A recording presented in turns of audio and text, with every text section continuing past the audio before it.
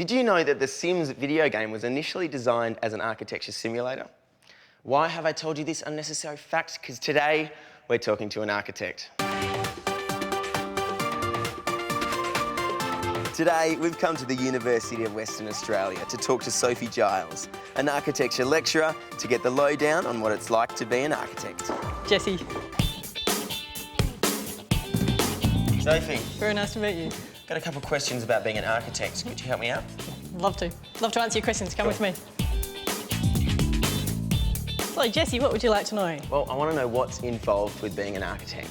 I am an architect, I'm a registered architect and I practice, but I also teach architecture.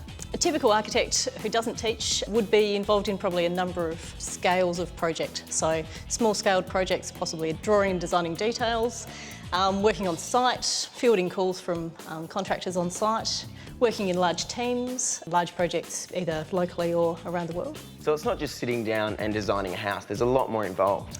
I think sometimes architects wish they could just sit down in one spot and design all day. So architects are generally covering a whole lot of different scales of project at the same time. That sitting down to draw would be a luxury. Is that why you became an architect? I particularly was engaged by the sort of sense of being able to make spaces that people could kind of be in, hang out in.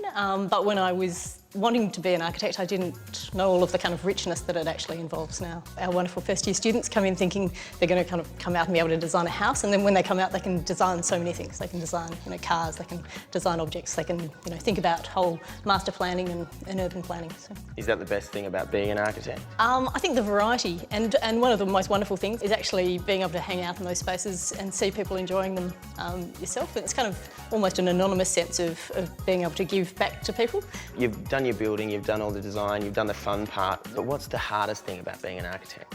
I think the hardest part is reconciling your client's expectations and also your own expectations about time and budget, trying to produce a really kind of quality piece of work for yourself but also for your clients. I mean, is there much work out there for architects at the moment? I think it's a really varying wave, and particularly in this boom state, it seems really connected to the amount of money that the state has. Here there's less work currently for architects in kind of European nations at the moment, but there's always work in the realm of design. And so if someone wanted to become an architect, what's one piece of advice you would give? I think it's really about kind of immersing themselves within the kind of realm of design, and it's not just the design of buildings, but very much the design of kind of environments and furniture, clothes, products. Yeah, just immersing oneself within that realm.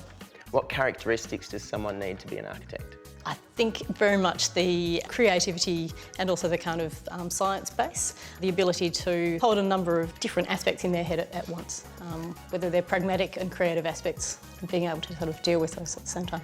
And from school to today, what are the steps do you need to take to become an architect? You need to go to a university which teaches architecture, and you need to do a 3-year undergraduate degree. Then you move into your Master of Architecture. Then you work in an office for a number of years. Then you've built up enough experience and scale of contracts to then take your architecture accreditation exams, which are actually very difficult exams. But once passing that, then you become a registered architect.